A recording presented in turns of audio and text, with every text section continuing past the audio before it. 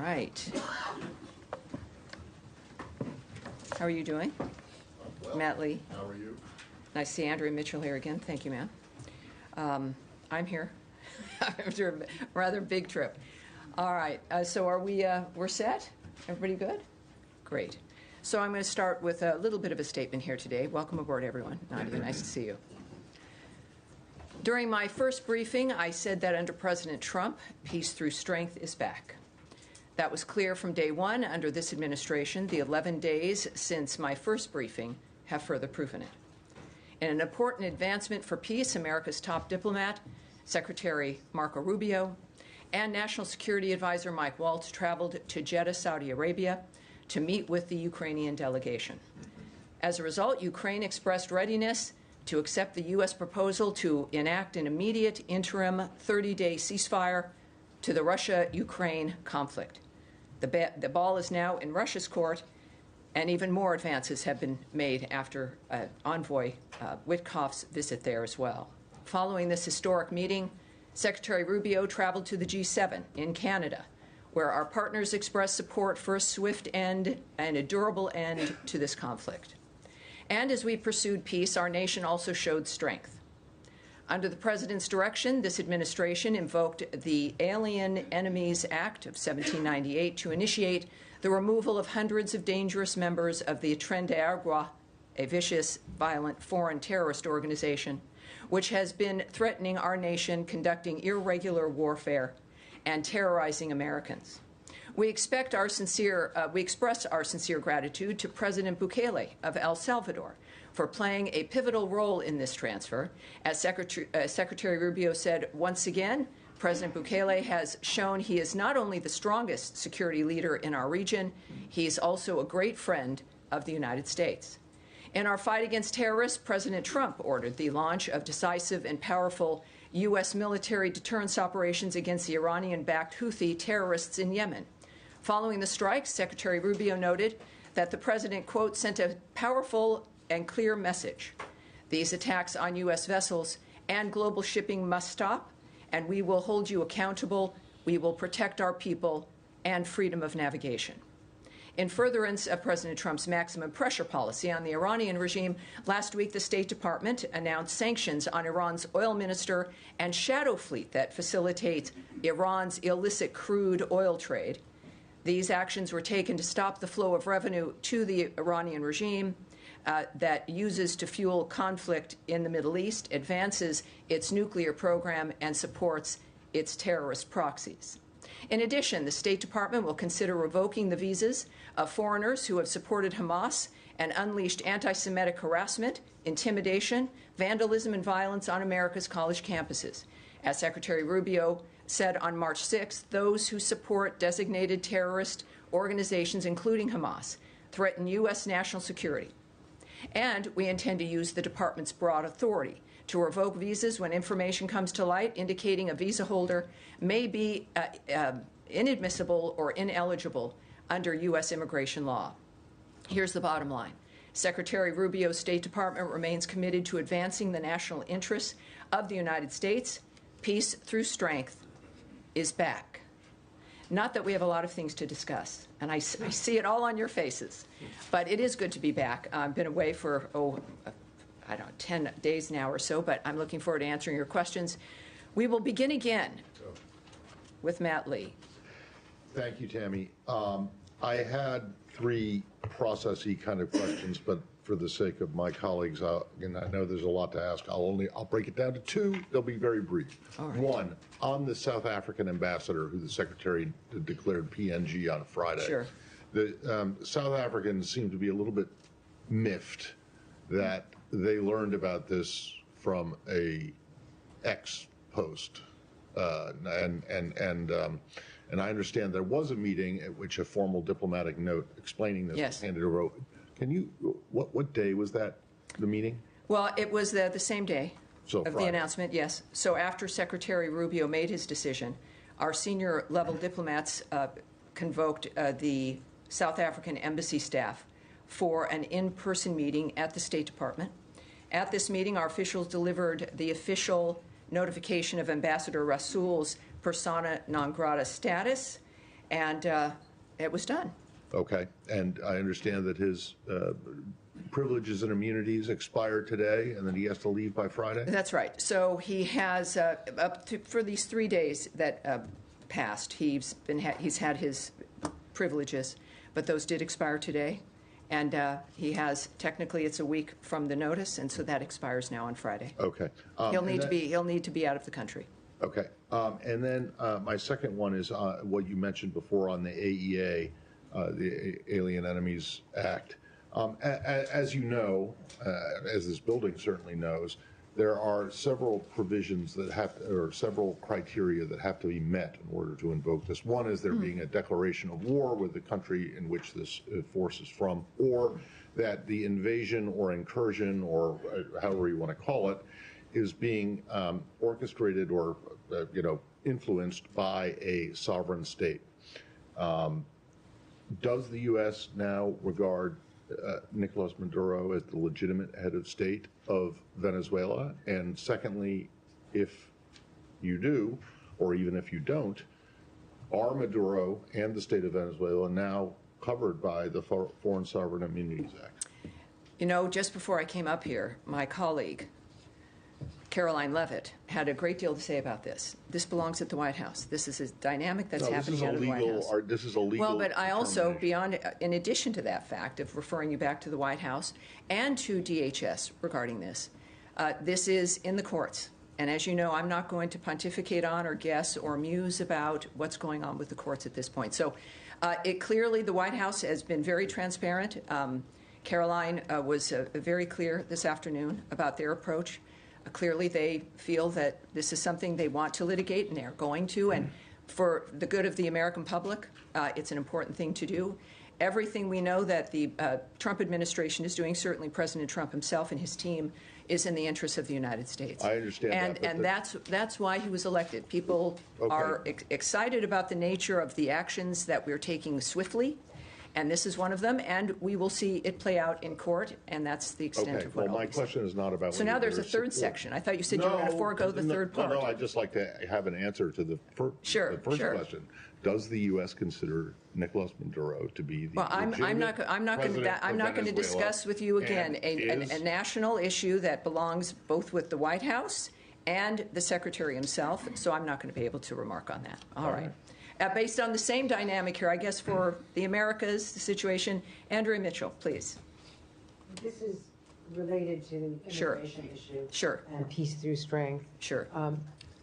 Does Secretary Rubio believe that if Afghanistan is among the countries that are there on a list, a draft list to be banned, that legitimate SIVs who were approved by the State Department during the fall of Afghanistan's withdrawal should be a carve-out, and that these people who help the State Department, the CIA, the DOD, can come and have refugee status?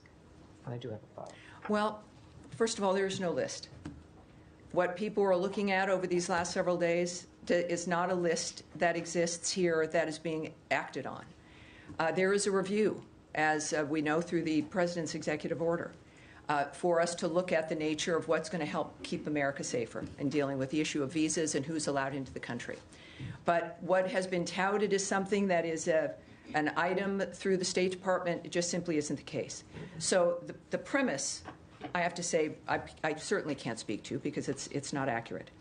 When it comes to the nature of Afghanistan and those who've helped us, the arrangements we've made already in the past, getting as many people from that conflict here, certainly those who have assisted us and worked with us, that's been a policy and a dynamic that we've worked on from certainly even the previous administration, working to try to get that happening.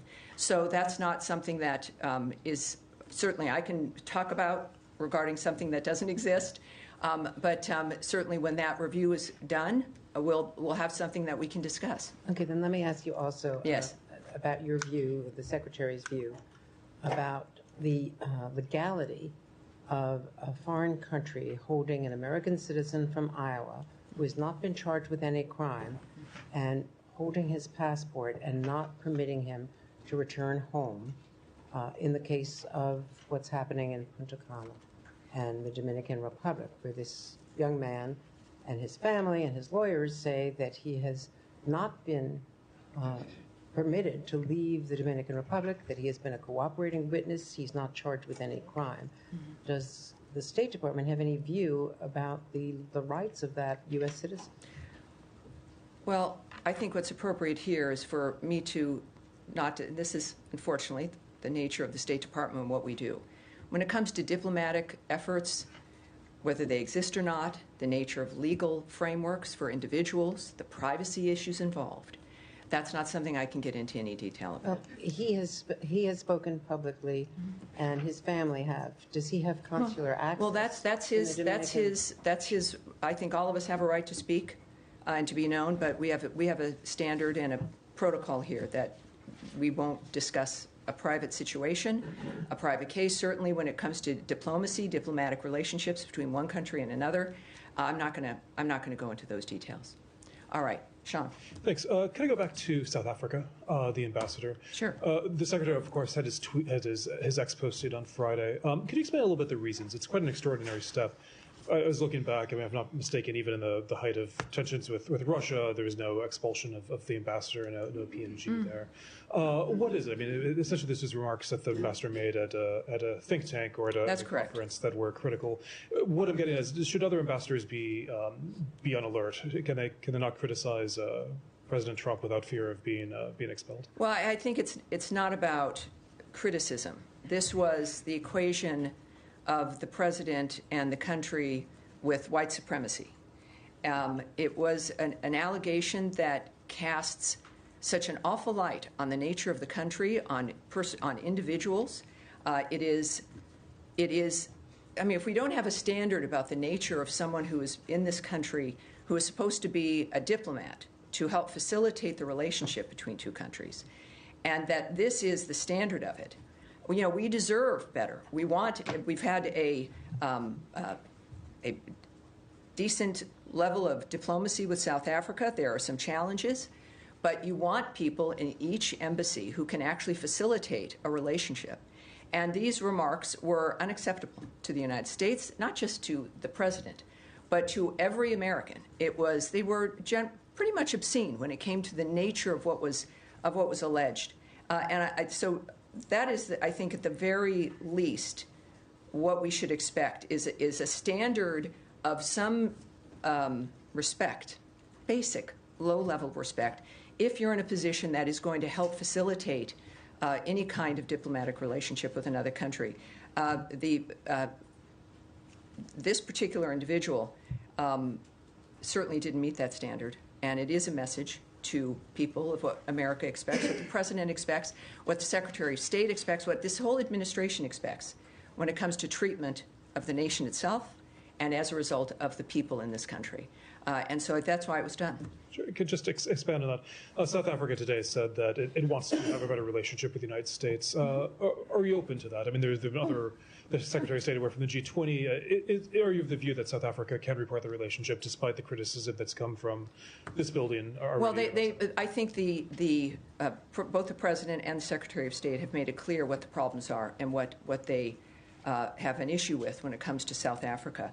The unjust land expropriation law, as well as its growing relationship with countries like Russia and Iran.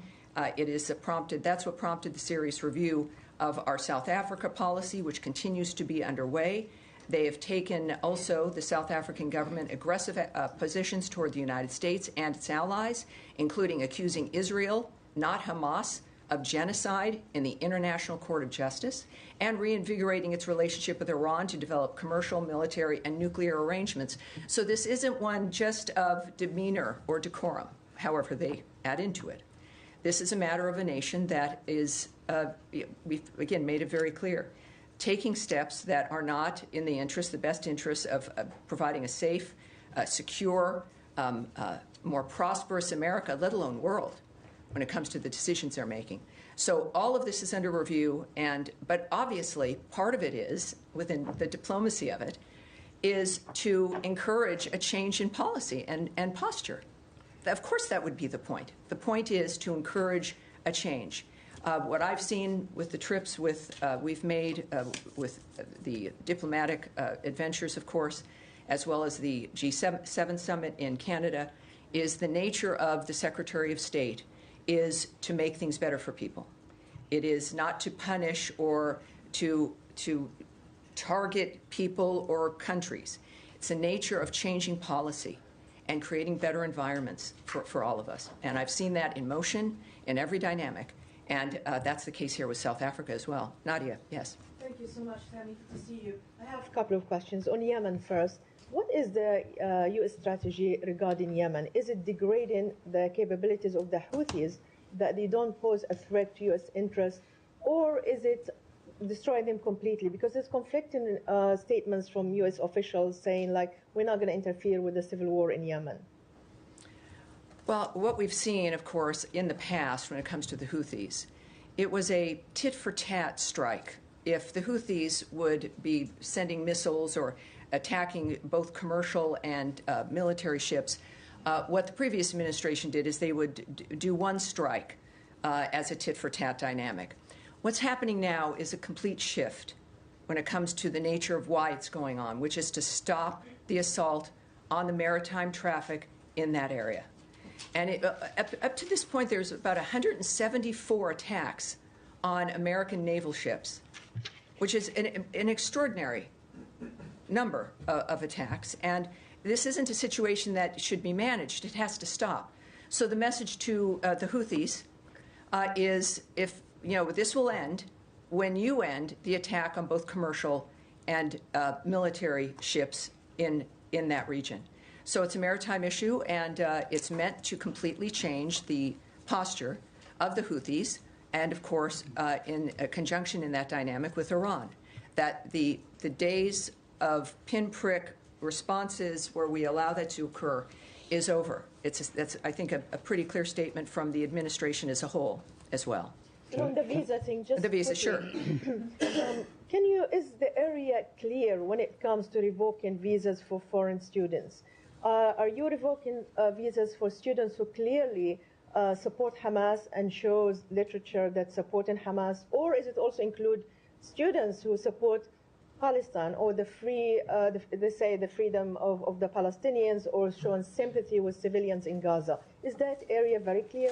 Well, what Secretary Rubio has been saying on a number of different interviews is that this is about, when you think about someone applying to come into the country to get a visa, if you were to say everything that he ended up doing as would be his goal upon entering the country, we would never have issued the visa. So you have a dynamic, whereas if there's going to be certain kinds of actions that you're going to undertake, that we don't accept that. Every country has a right to control its borders and to determine who's going to come into the country. So in this particular instance, there's also, I know, a freedom of speech argument. But this is not about speech. It's about actions. It's about things that were done. And of course, I don't want to go further because also this is within a court dynamic. America's got the best court system in the world. And there will be arguments on both sides, no doubt, regarding this. But it has to be argued. It has to be litigated. But the actions that we take and the decisions we make are not about content. It's about actions that are occurring, and certainly in that particular case. Yes. Can I? Go ahead. Can I? Hi, Tammy. Hi. Thank you. Just to follow up on the Houthis question, so President Trump said every shot fired by the Houthis will be looked upon as a shot fired by Iran. So we're wondering, if Houthis don't back down, is the United States prepared to attack Iran or give Israel to do so? I think you're referring to President Trump's Truth Social tweet, and I'm sure you all have it on your phones. You should, because I'm going to refer you right back to that tweet. It speaks for itself. Right. Just to follow up on a different topic Sure. in that case. So Voice of America and Radio Free Asia is one of the outlets under Voice of America. They have written extensively on the oppression of Uyghur Muslims by Chinese authorities. Actually, their reports have raised awareness about the plight of Uyghurs. And this is a topic that the Secretary feels strongly about as well. We've just seen him last week impose sanctions on Thai officials over deportation of Uyghurs to China. That's right. What does he think about the shutdown of this outlet? Does he support this decision? Well, and what you're referring to, I think, is the VOA and some other outlets Correct. involved with the current, some budgetary changes and actions that have been taken. What I can tell you, like with all the aspects that are happening in this shift, is that it's a fluid situation. And I look forward to watching it unfold as you do. I know you're all reporters, and some reporters here in the bullpen have been affected. But the fact of the matter is, this is serious business. It's the business of government using taxpayer dollars. So the same standard applies here. And of course, it's just happened. Carrie Lake, as essentially the envoy within this framework, is someone that Americans know and trust, and I look forward to seeing how this unfolds. But right now, it's new, it's a fluid situation, and we'll have more for you as it unfolds. When you say fluid, right. could Yes, it go be ahead. overturned, Yeah. you mean? Go ahead. Can I just follow up on Yemen and your assessment of civilian casualties? Because you'll know there have been reports of several. What's your assessment on that? On civilian casualties? Well, under no situation does anyone want that. This is a horrible dynamic. At the same time, the Houthis are pirates who have commandeered an entire country, in addition to attempting to commandeer and threaten and harass shipping in the maritime area there. So when we think about this dynamic, America seeks to avoid that situation, but we're now in a position where it has become untenable. And that America's position in this kind of a regard, it's an unfortunate framework of war and of tensions and conflict like this. But of course, we lament, I think, this country of all countries, and what we've done and what we've accomplished. We lament the loss of life. That's the aspect. Because I think this is part of the real story. All of the aspects of what the Trump administration, what Secretary Rubio and everyone now in this new administration is focused on, and maybe it surprised people, it shouldn't have, is peace, is to stop the wholesale slaughter of people, is to stop the chaos that reigns through certain regions, is to make sure, especially with certainly Ukraine and Russia, is to make sure in every place where there's conflict that the people that are alive today might be alive tomorrow. And it's imperfect. It's not something that any of us can sometimes predict the end result of. But this is an administration and a president and a Secretary of State who's made it clear that if there is a hallmark, the hallmark is fighting for peace and an end to this kind of chaos that has destroyed Yemenis' lives, and it destroys, obviously, too many lives around the world. Now, yes, sir, you've been waiting patiently. Yes, sir. Two quick questions on the Palestinian issue. One pertaining to Gaza. Aid has not been allowed in since the 2nd of March. The situation is very dire. I was wondering if you are really concerned about this, especially, this coincided with the beginning of Ramadan as well, where people need food and water and so on.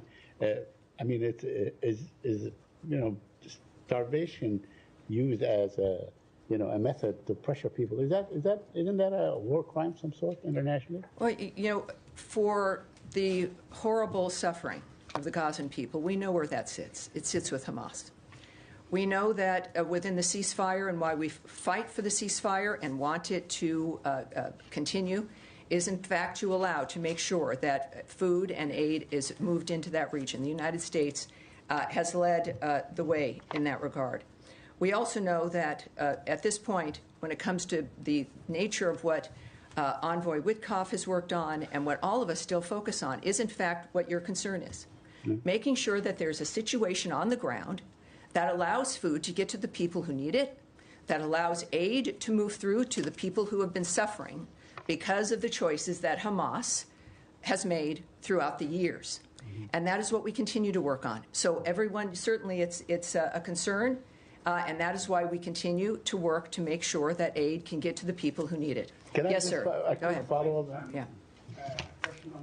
The Syrian Interim Authority last Thursday approved a new constitution. it has granted likely no rights for the minority like Kurds and Druze in Syria and has been rejected by these minorities, labeling it against the democracy. What's the U.S. view on that constitution? And does anyone in this department connected with the new Syrian interim authority? Do you have any engagement with them? You know, again, when it comes to diplomatic engagements, situations as fluid and as situational like that one, that's not something I'm going to be able to answer. What But I'll see what we can do when it comes to the specifics of what you've asked for. What about the? Yes. Right. I have another question on Iraq. All right. Yeah, this administration, including Secretary Rubio himself, has called the Iraqi government to resume the Iraqi Kurdistan oil export and solve the U.S. oil companies' issue that are working in Iraq. But this hasn't happened. What's the U.S. view on that? Are you urging the Iraqi government to resume the oil export? Again, I'm not, at this press briefing, I'm not going to go into international negotiations or diplomatic negotiations or thoughts that might be held by the Secretary of State. But we'll see when it comes to actions on that. It'll be, I think, abundantly clear. Yes, ma'am. Syria. Thank you, Tammy. So Syria's new government, along with regional countries such as Turkey, Jordan, Qatar, and others, have been calling on the U.S. to lift the sanctions that was put in place during the Assad regime, and many view these sanctions as a significant barrier to stabilizing and rebuilding the country. Is the administration considering removing or maybe easing these sanctions? Well, again, when we think about the administration, I think of President Trump and their posture and point of view regarding Syria, and the fact that when it comes to the State Department and the Secretary, these are things that would be negotiations that would have to be contemplated, and I'm not going to do that right here from this podium. Yes, sir. Thanks so much, Tammy. I appreciate you taking the question. Over the weekend... Depends on what the question is, but go for it. Over the weekend, the U.S. deported a Lebanese citizen who was a doctor at Brown University. I was wondering if you might be able to elaborate why. That, I would say, when it comes to that kind of action on everything we might discuss, that's the Department of Homeland Security. So that would be them. And on violence, escalating violence in the West Bank, I guess, are there any concerns among at the State Department over what we're seeing in terms of Israeli actions in the north, in Jenin, in Tulkarm? Well, the United States' position, certainly the State Department, is that we stand steadfastly with Israel. Israel has seen certain security concerns that they have, and they're taking actions regarding those security concerns. And we stand with those decisions and what the Israelis choose to do in that framework. Yes, sir. Thank you.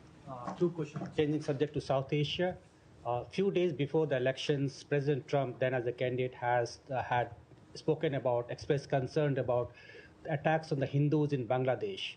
Now that Secretary has been here for about 60 days, what is his assessment about the situation of Hindus in Bangladesh and what steps he is taking to address President Trump? Secretary Rubio. Well, again, you're talking about President Trump in certain aspects about how the nation and how his administration views the nature of what's happening in another country. And Secretary Rubio, of course, follows through with his vision and the nature of the choices that are made in that regard. But when it comes to, again, negotiations, diplomatic considerations, and the conversations that those involve and what might happen, I don't want to presume here what the outcome will be. You don't want me to either. I think that the best thing to do would be to... Question? I'm sorry? Can I reframe the question? Well, no, because I'm not. What I'm not going to answer is diplomatic considerations from government to government or attitudes and approaches when it comes to what's happening in a certain country that belong within a diplomatic kind of conversation that clearly I can't speak on, or would I hypothesize about what might happen. So yes, yes, second question. Go ahead. I have one more question. Thank you, Tammy. Just to follow up quickly on what Hamara was saying about USAGM, Radio Free Asia, sure, and other news broadcasters, because I think you're going to get a lot of questions about this. Oh, I expect it. I just got back into the country over the weekend. I thought, well, this will be discussed. As you mentioned, it's affected colleagues we know in the bullpen. Yes. Can you just clarify when you say that you're watching this unfold? Do you know if this is something that could be reversed in terms of what they're doing with USAGM? You want me to speculate? No, and I know you know I can't. And I know I come from a background where that's mostly what I did for a very long time. That I can't do here. Okay, so my next question is about something different. The State Department, according to some reporting by the New Republic, terminated a contract to the Yale School of Public Health's Humanitarian Research Lab. They were tracking evidence of the Ukrainian children that have been abducted by Russia since Russia's invasion of Ukraine. Some of that evidence was about to be, from their work, it was about to be transferred to European law enforcement officials. Can you comment at all on whether it is true that this grant was terminated, and whether you have any other comment on that? Well, I can't confirm that, but obviously I'll take it back and I'll get back to you so we can get some details in that regard. Yes, sir. I also have a question on Russia, Ukraine, but before that, let me follow up on Radio Free Europe quickly from different angle. This administration last month secured one of the reporters jailed in Belarus, was working for Radio Free Europe, and I want to give you credit for that. Now, given how strongly you feel about the cases, can you assure us that you will continue securing the release of Radio Free Europe reporters, one of them in Azerbaijan and other countries, even if you end up defunding them? Well, that's not something I can answer here, again, when it comes to the nature of the choices that will be made. But what I can tell you is that this is a country that has led the way from the very start of radio, of making sure that voices are heard everywhere. That this is something this country can be proud of. And it sits within the framework of what matters to us. At the same time, this nation has to look, and I don't think it's anything to be ashamed of, look to the nature of how America is going to be able to remain strong and safe and secure and more prosperous so that we can continue to move through with foreign aid, with facilitating voices that normally other parts of the world would not hear. It is a part of democracy. And of course, you want every nation to have that kind of commitment as well when it comes to who's able to be heard. So that's a commitment that stands. It is the heart of this nation.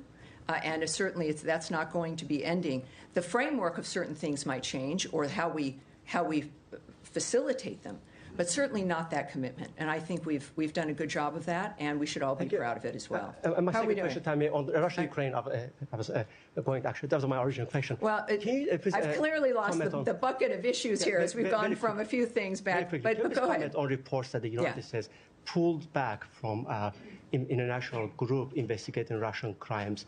What is the strategy there, and what message are you sending to Russia, who continues actually committing crimes as we speak? Look, this is we're going to be looking into a number of different things. If that's anecdotal, the nature. I'm not familiar with the nature of what happened, so I'm not going to be able to speak to that. Yes, right down the middle here. Yes, sir. Thank you so much. I think, the gentleman in front of you, sir. Go ahead. Thank you, Tammy. Daniele Compatangelo for LA7, Italian TV and Primetime Media. So we both were at the G7 the last week. Yes, we were. And the focus was Ukraine. So today in Europe, there was European Council. They met, the foreign minister, and they discussed about Ukraine and the European Union proposals. So it seems like there are Europe is very divided right now. Like Italy, Spain, Ukraine, Hungary and Slovakia are more aligned to Trump proposal. It's not proposal, but like plan.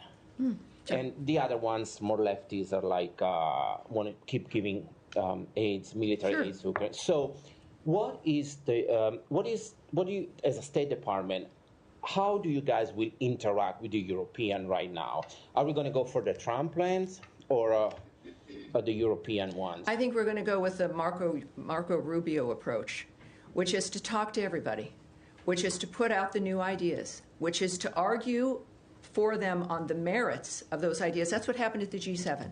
What happened at the G7 was a collection of people who have very different points of view, some big disagreements, but a direct, specific decision mentioned by the Canadian Foreign Minister Joly that we're going to focus on what we do have in common, what we can get done together, and really the importance of the gathering itself and what we can do together. There's a lot of people, I think, that would prefer us to be distracted by the disagreements. But what I've seen Secretary Rubio accomplish is remarkable, and in different environments. environments where there's negotiations between countries attempting to stop war, a ministers' meeting where they're all aligned in some fashion or another and want to work together but have disagreements.